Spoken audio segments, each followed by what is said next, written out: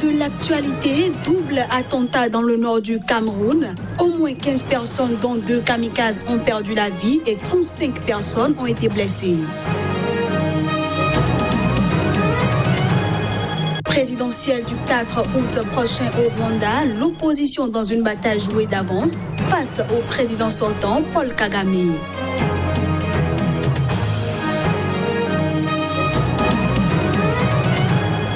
Et puis nous parlerons sport dans cette édition avec l'international anglais Wayne Rooney qui a marqué ce jeudi pour le club anglais d'Everton lors d'un match amical de pré-saison en Tanzanie.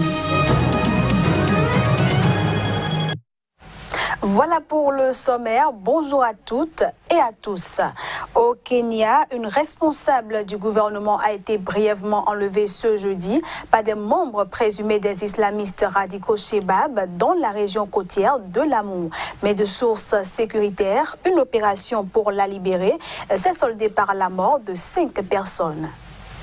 Myriam El-Maoui, qui dirige le département des travaux publics au sein du ministère kenyan des infrastructures, a été enlevée par des hommes armés sur une route.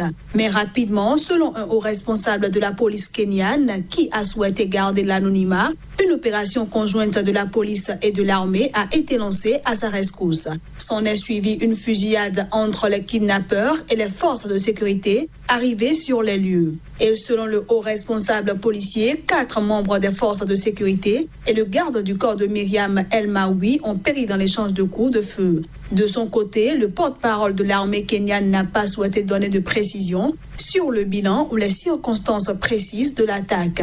Mais il a toutefois confirmé que la victime avait été secourue. Elle a été transportée par avion à Nairobi pour y être soignée, mais on ignorait ce jeudi soir si elle souffrait de blessures liées à l'accident lui-même ou à la fusillade. Ces dernières semaines, les Shebab, un groupe islamiste somalien affilié à Al-Qaïda, ont multiplié les attaques dans la région de Lamu, dans lesquelles plus de 20 policiers et une dizaine de civils ont été tués depuis mai dernier. Je le disais en titre, au Cameroun, un double attentat à Ouaza, dans l'extrême nord du pays, a coûté la vie à au moins 15 civils dans la nuit de mercredi à jeudi. C'est ce qu'a indiqué dans un communiqué le gouvernement qui affirme que 35 personnes ont été blessées dans ce double attentat. Pour sa part, l'ONG Médecins sans frontières faisait état ce jeudi soir de 16 civils décédés et 44 blessés.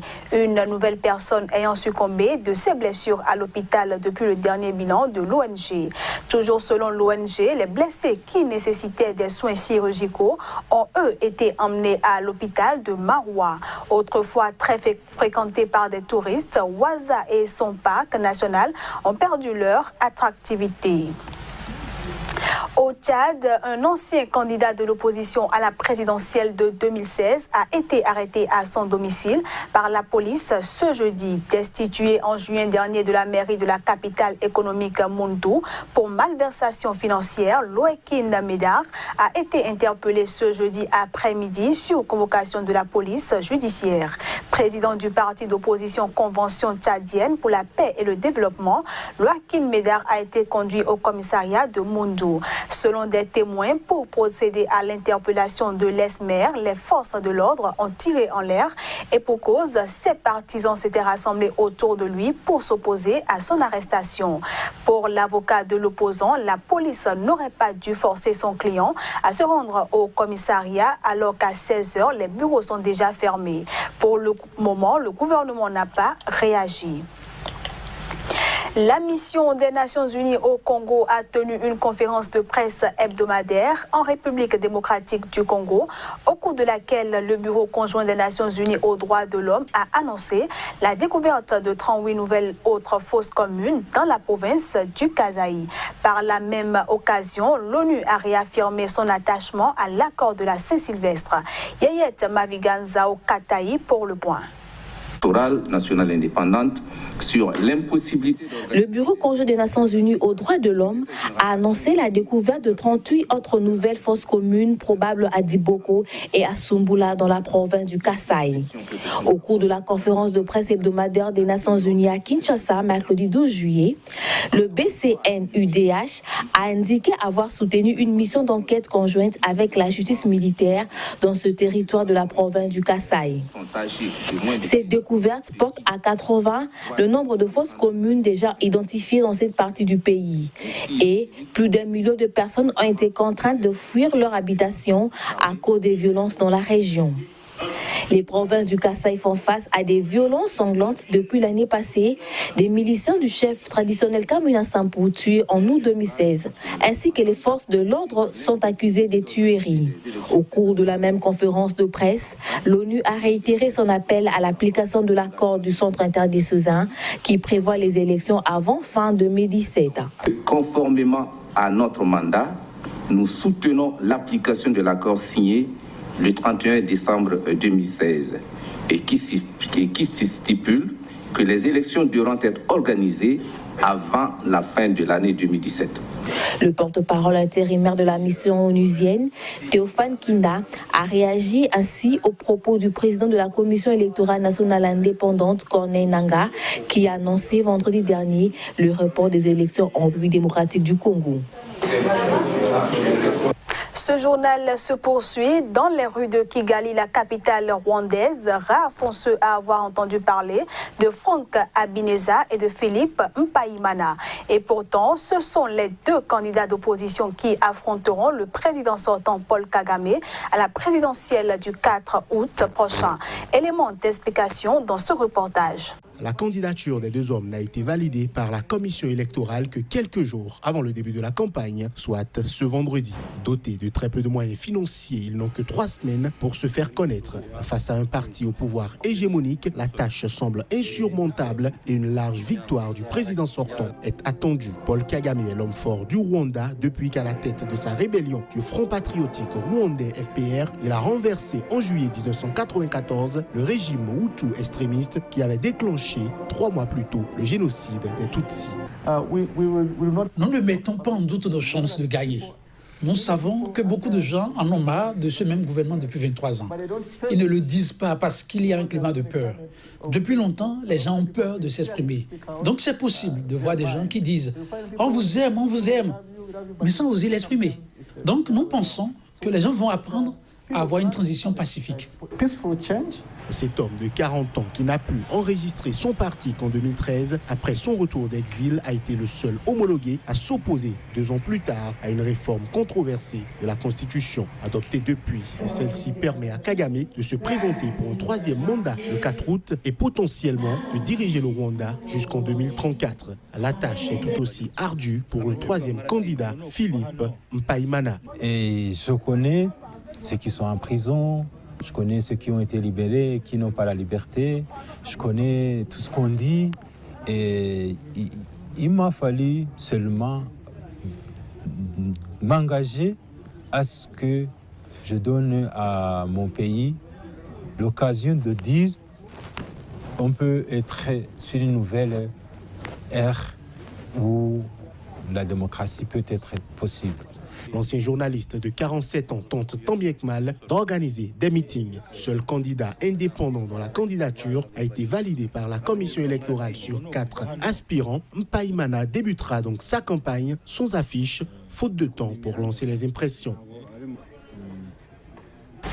À quelques jours de la tenue du 6e sommet du TAC, entendez traité d'amitié et de coopération entre le Burkina Faso et la Côte d'Ivoire, la convergence des peuples pour la promotion du traité d'amitié et de coopération ivoiro-burkinabé COP-TAC a organisé à Ouagadougou une conférence de presse. Objectif, marquer son soutien au TAC dont la mise en œuvre va renforcer davantage l'intégration entre deux peuples. Claude Romba pour le point. Contribuer à la mise en œuvre des accords signés entre le Burkina Faso et la Côte d'Ivoire dans le cadre du traité d'amitié et de coopération entre les deux pays, au renforcement d'une vraie coopération économique entre les hommes d'affaires du Burkina Faso et ceux de la Côte d'Ivoire, tels sont entre autres les objectifs de la convergence des peuples pour la promotion du traité d'amitié et de coopération COPTAC.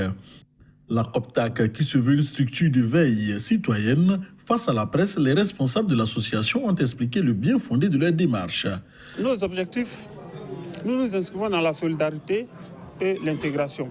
C'est-à-dire que nous allons notamment lutter pour l'intégration entre les peuples ivoiriens et les peuples burkinabés. Et donc, c'est là dans tous les secteurs d'activité. Il faudrait que nous vivons véritablement cette intégration socio-culturelle, politique, économique, et tout ce qui peut concourir au bien-être des deux populations et des deux États. La COPTAC a été créée depuis le 7 juillet 2016 en Côte d'Ivoire, après la tenue du 5e TAC à Yamoussoukro, et veut s'engager pour le suivi des engagements pris par les deux États. Rappelons que le TAC, signé en 2008 à Ouagadougou, ambitionne de faire de l'axe Abidjan-Ouagadougou la locomotive de la sous-région ouest-africaine. Pour ce faire, les deux parties ont conçu de grands projets, dont la construction de l'autoroute Yamoussoukro-Ouagadougou, la réhabilitation du chemin de fer Abidjan-Ouagadougou-Kaya et son prolongement jusqu'à Tambao, ou encore l'approvisionnement du Burkina Faso en énergie électrique et hydrocarbures par la Côte d'Ivoire. Grande manifestation à Caracas au Venezuela, des patients accompagnés de leurs proches et d'organismes de défense des droits de l'homme ont battu le macadam pour réclamer l'accès à de meilleurs soins de santé. Ils étaient nombreux à manifester à Caracas devant les bureaux de l'Institut d'assurance sociale pour dénoncer les pénuries de médicaments. Une situation qui affecte environ 300 000 personnes au Venezuela. Les organisations non gouvernementales ont décrié par ailleurs le coût élevé des médicaments. C'est inacceptable. 95% de pénurie au sein de l'assurance sociale, c'est une absence totale de médicaments, alors que nous avons des situations d'urgence dans le pays. Comment est-ce possible que pour des médicaments nécessaires, comme le Prophage, nécessaires comme l'oméprazole, nécessaires comme le Certican, que nous, les familles de patients, nous devions nous battre pour en trouver? C'est l'agonie. Dans mon cas, j'ai chaque jour plus de 20 mouvements intestinaux avec du sang. Mon taux d'hémoglobine a atteint 4 points. J'ai été transfusée. Je n'en peux plus d'attendre. Mais quoi? De mourir passivement dans ma maison? La pénurie frappe une large gamme de patients. Ceux atteints de cancer, d'hémophilie, de lupus, de sclérose en plaques, de maladies de Parkinson et j'en passe. Pendant plus de 3 mois, ils n'ont pas pu prendre le traitement complet. En dehors de la sécurité sociale, les manifestants ont déployé des banderoles avec des messages comme « Attends la mort, nous n'avons pas de main ». Une note de sport pour finir cette édition. L'international anglais Wayne Rooney a marqué ce jeudi pour le club anglais d'Everton lors d'un match amical de pré-saison. C'était face au Kenyan de Gor Mahia à Dar es Salaam en Tanzanie. Les images. Pour ce premier match d'un club de Première Ligue en Afrique de l'Est, Everton retrouvait Wayne Rooney de retour au club de Liverpool qu'il avait quitté 13 ans auparavant pour celui de Manchester United. Et le milieu de terrain a laissé entrevoir des jours heureux en ouvrant la marque d'une frappe lointaine à la 35e minute. Les Toffees, qui se sont finalement imposés 2-1, avaient reçu un accueil chaleureux mercredi matin à Dar es Salaam. De nombreux Tanzaniens s'étant précipités dans l'espoir d'obtenir un selfie avec Rooney et consorts. Everton avait annoncé en mai avoir signé un contrat de sponsoring maillot pour 5 ans avec Sport Pesa, une société kenyane en pleine croissance sur le marché africain des paris sportifs en ligne qui succédait ainsi à la marque de bière thaïlandaise Chong. Après la signature de ce contrat, le PDG d'Everton s'était déclaré content d'avoir conclu le plus grand accord de partenariat commercial dans l'histoire du club, sans donner le montant de la transaction. Sport Pesa, qui souhaite accroître sa notoriété en Première Ligue, un championnat très suivi sur le continent championnat africain a aussi concrétisé un peu plus son engagement avec Liverpool. Cet accord de 3 ans était de montant global de 9 millions de livres. Sport Pesa est également partenaire de 2 autres clubs en Angleterre, Arsenal et Southampton. Et voilà, mesdames, messieurs, c'est sur ce but de l'international anglais Wayne Rooney que prend fin cette édition que je vous remercie d'avoir suivi.